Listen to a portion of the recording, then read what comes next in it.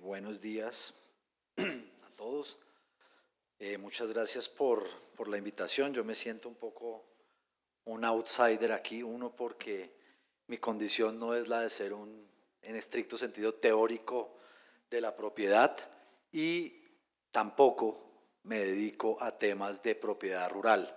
Luego, es, espero que este complemento, que de alguna manera creo importante, pues nos ayude a tener perspectivas sobre digamos, los debates actuales de la propiedad. ¿Podemos poner la presentación, por favor?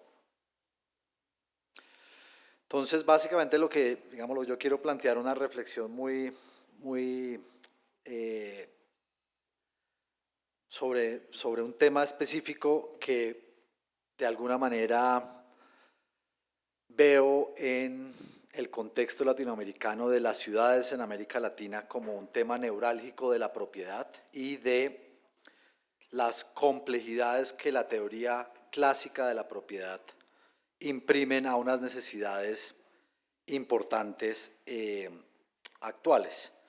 Entonces, yo puedo mover esto desde acá, ¿verdad?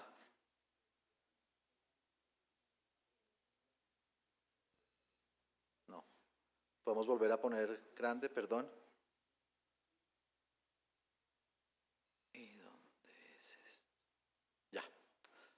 Entonces, lo primero es que esto es algo que, por lo menos en la época en la que yo estudié Derecho, no nos contaban y que creo que cada vez se cuenta más en las facultades de Derecho, pero no es, digámoslo, algo que me parezca que esté suficientemente establecido, y es la importante relación que hay entre el derecho y el espacio. Parece que el derecho y el derecho de propiedad estuviera distanciado de las tensiones y las complejidades del espacio, y el espacio urbano, si ponemos a este lado espacio urbano, pues eso evidentemente tiene una complejidad adicional, y esa intersección desde la forma en la que en la práctica de estos temas yo hago en contextos urbanos, pues justamente tiene que ver, esa intersección es la propiedad, y la propiedad del suelo, eso que en la clase tradicional de bienes a los abogados en Colombia nos enseñan como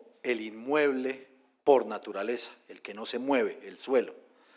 Pero, digámoslo, eso tiene complejidades en el contexto urbano que voy a intentar plantear. Uno, en la forma de gestión de la tierra, de la propiedad, en los procesos de densificación urbana. Y ya voy a elaborar el argumento. Y la segunda tiene que ver con la manera en la que hoy, en el contexto de altísima urbanización que tenemos en América Latina y en Colombia no es la excepción, la manera en la que concebimos la regulación de los derechos de construir en las ciudades, de qué manera eso interactúa con la propiedad. Y para empezar, a mí me gusta mucho, y en mi época de profesor de propiedad, me gustaba mucho caracterizar las tensiones que se ven en la regulación y en la forma en la que nos aproximamos a la propiedad, esta frase que nos dice que la historia del concepto jurídico del derecho de propiedad parece ser una lucha entre el absolutismo del derecho de propiedad, del cual el derecho romano fue la expresión más elevada, y el relativismo que los desarrollos económicos y las nuevas técnicas han podido infiltrar en la noción casi sacrosanta de ese derecho. Y ahí creo que es importante entender el tema, digámoslo, de la entronización de la propiedad y su idea, digámoslo, que acá está expresada como sacrosanta, pero lo otro que me parece importante es los desarrollos económicos y las nuevas técnicas, que en el contexto urbano van a ser particularmente dramáticas si lo contrastamos con las ideas más típicas que luego entraré en detalle tenemos sobre la propiedad inmueble. Pero eso que al final produce representaciones en la realidad y en el espacio, tiene esta clase de cosas que asumimos, digámoslo, y que vemos todo el tiempo. Estos avisos son muy clásicos, ustedes los han visto. Voy a poner este, me encanta, porque de alguna manera es una manifestación muy importante de cuál es el alcance que le damos a la propiedad y a la propiedad inmueble. Esta propiedad no está en venta, no insista, pero esta, que también es un clásico muy colombiano, especialmente en lotes sin construcciones, pero ya se empieza a ver en algunos lugares consolidados también, que es esto, y es, este lote no está en venta, no se permuta, no se arrienda. Y a mí siempre me ha causado curiosidad, si no se vende, no se permuta, no se arrienda, ¿por qué se pone informe Estel? Si no está en venta, no se arrienda, no se permuta. Bueno, entonces ahí hay dos, digámoslo, hay dos aproximaciones a eso muy típicas. Uno es que, y ocurre en la práctica, y es que hay fraudes alrededor de la propiedad inmueble que llevan a que los dueños estén, o algunos dueños, pongan este tipo de avisos para que no sean objeto de fraude sus propiedades.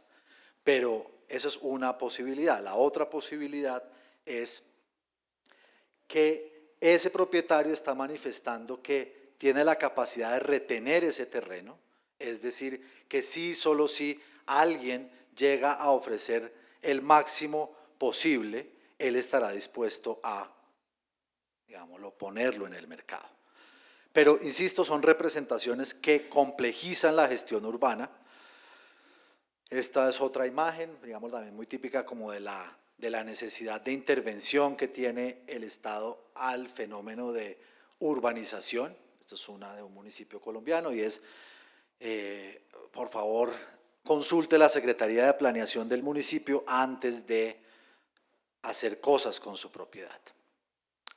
Entonces, si en el contexto en el que estamos de desarrollo urbano en América Latina, cada vez entendemos que el recurso primario, la materia prima para el desarrollo urbano es el suelo, y ese suelo está en propiedad privada,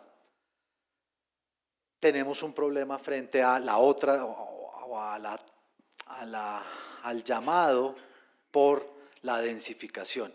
Una de las, donde pareciera haber un acuerdo importante en términos de la mejor forma de desarrollar nuestras ciudades es densificación y compactación, que las ciudades no se expandan, que las ciudades consoliden los suelos que tienen y que haya procesos de crecimiento al interior de las ciudades. Hay, al parecer, un acuerdo básico sobre las virtudes de la densificación.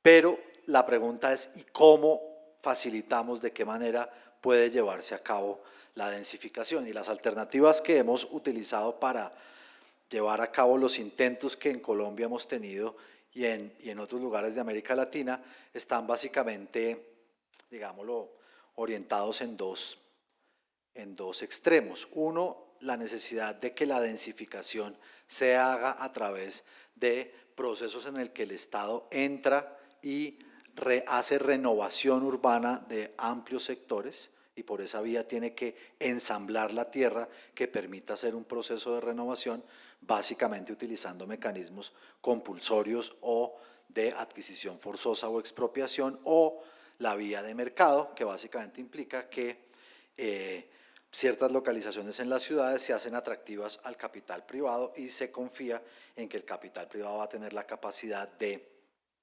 adquirir propiedades para resolver el problema de la densificación. Ya más adelante les mostraré eso en términos del espacio construido en una ciudad como Bogotá, qué implicaciones tiene. Entonces, un poco lo que pasa en las ciudades y el proceso de densificación genera necesidades de cambiar de ese lado de la pantalla a este lado de la pantalla. Durante muchos años, aún hoy en muchas ciudades de Colombia, el proceso de densificación se hace reemplazando predios individuales por edificios, como lo hemos visto en Bogotá durante muchos años.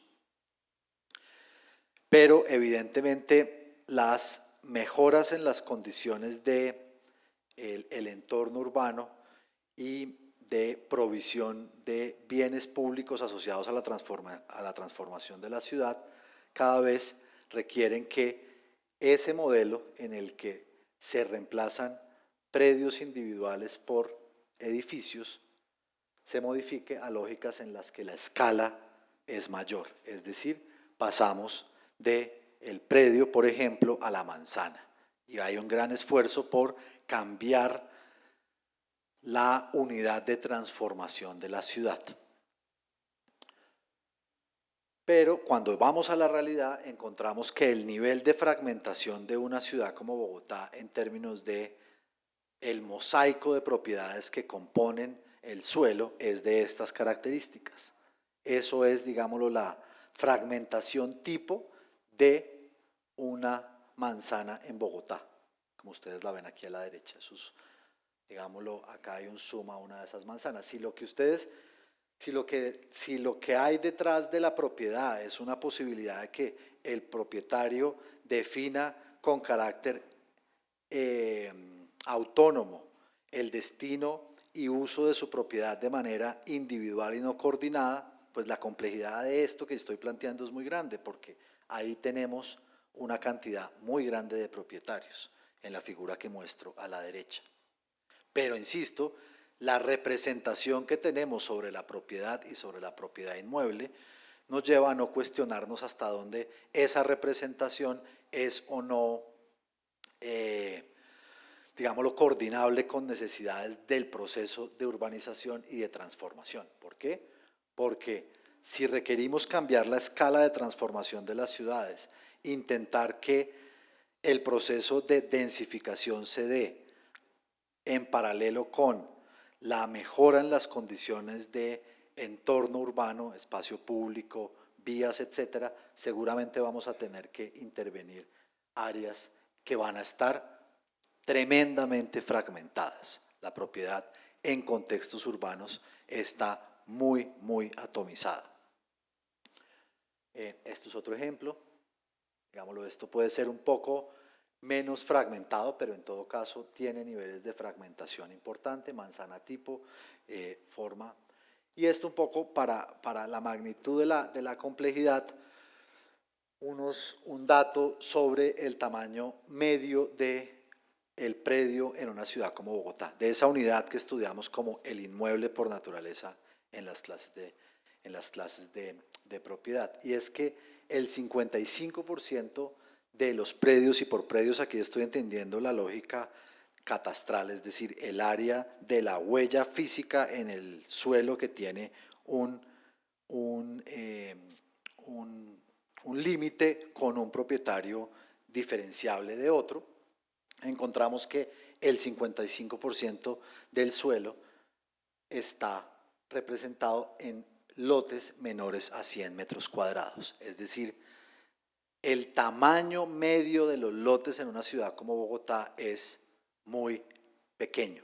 Y eso implica que para operaciones en las que la densificación tenga que hacerse involucrando áreas de 10, 15, 20, 30 hectáreas, el nivel de fragmentación de la propiedad es de entrada muy alto.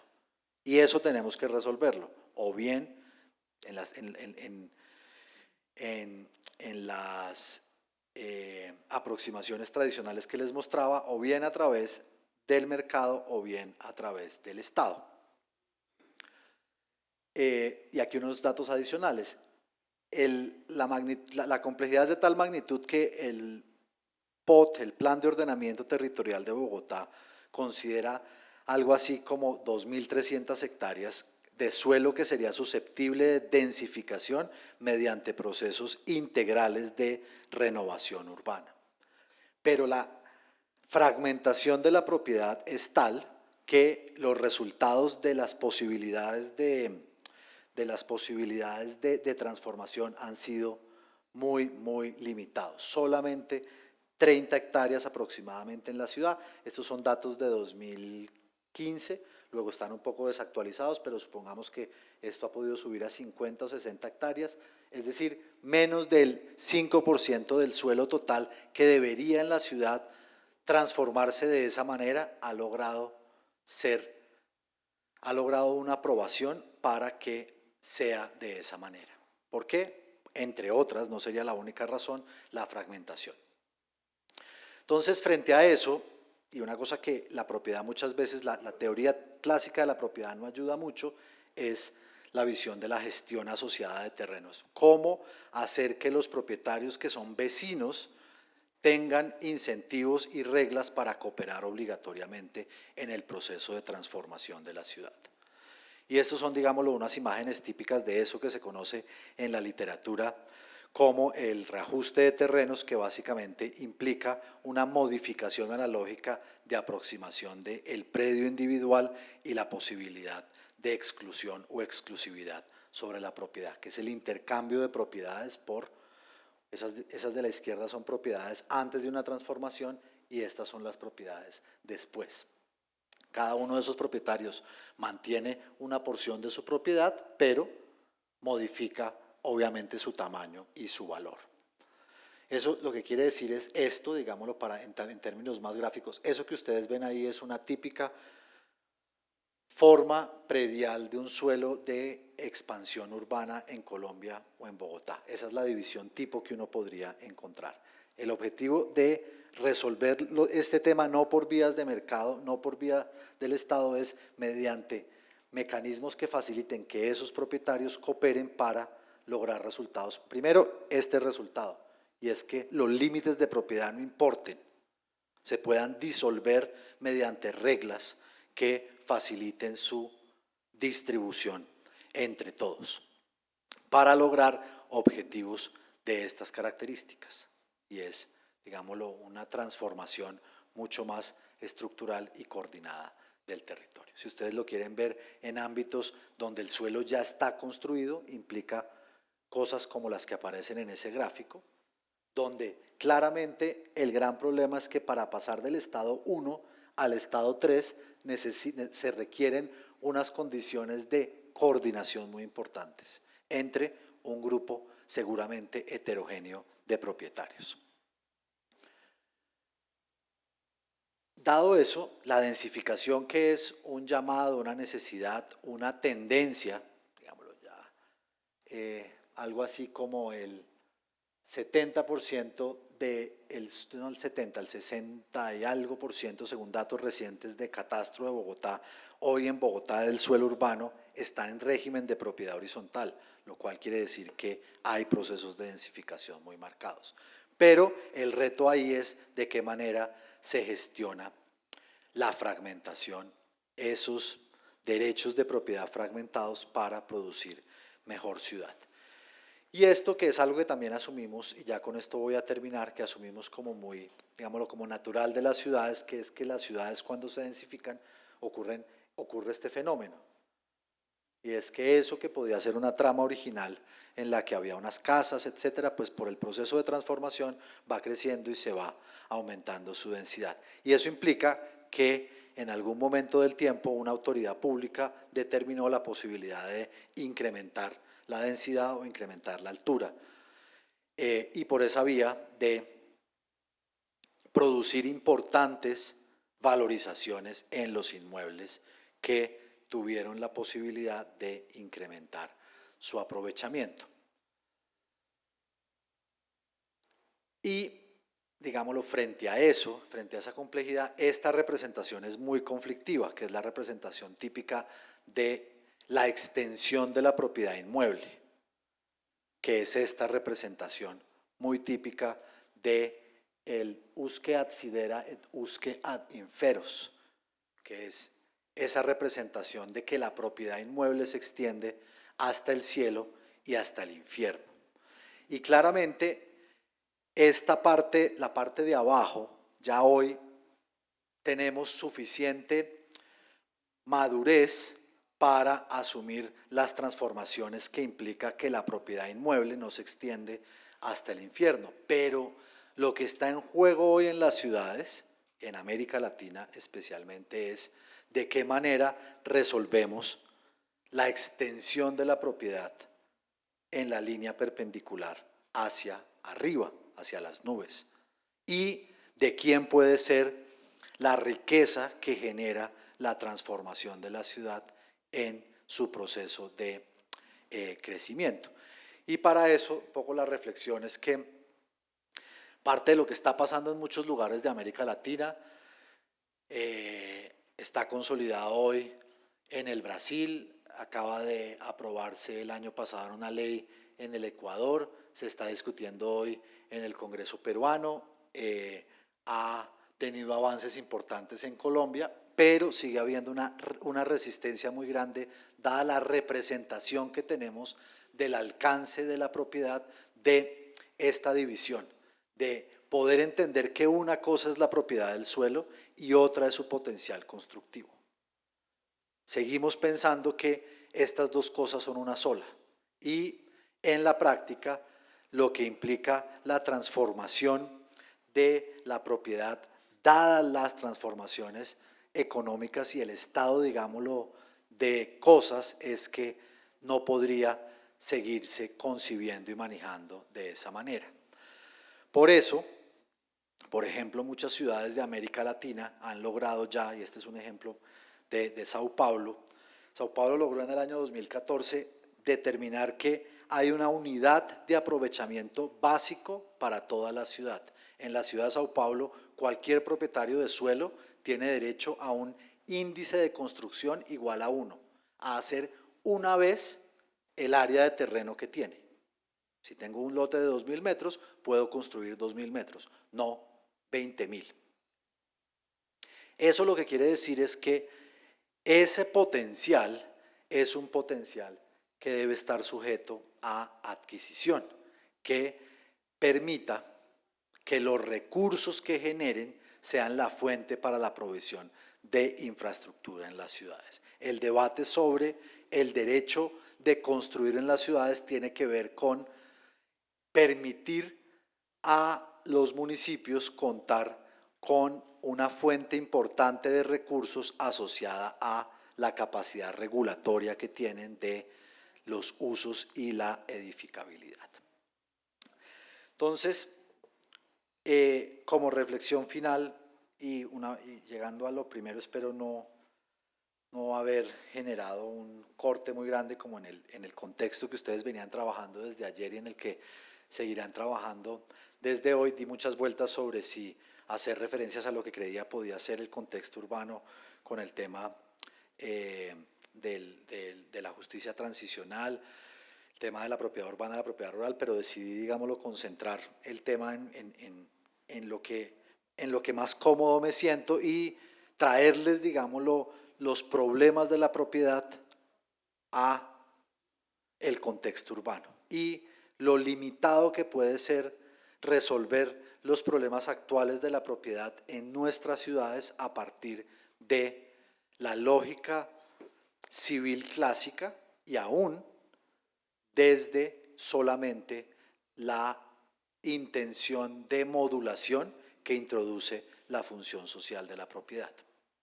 Uno, porque creo que hay que repensar la estrecha lógica de los bienes inmuebles en el contexto del proceso de urbanización. Claramente, las representaciones y las regulaciones que sobre la propiedad inmueble hoy tenemos en Colombia no están sintonizadas ni con el contexto rural y mucho menos con el contexto urbano. Y aquí me estoy refiriendo principalmente al Código Civil. Evidentemente, el principal recurso de los municipios es el ordenamiento de su territorio, es la capacidad de generar riqueza con normas sobre edificabilidad. Y por esa vía, creo que los desafíos actuales de la propiedad en las ciudades trascienden los alcances también de la función social. No con esto quiero decir que la función social no haya sido una cláusula muy útil para avanzar en mejorar las condiciones de equilibrio del uso y apropiación y aprovechamiento de la propiedad en el contexto urbano, pero creo que es hoy insuficiente frente a los desafíos de renovación y densificación que tienen nuestras ciudades. Muchas gracias.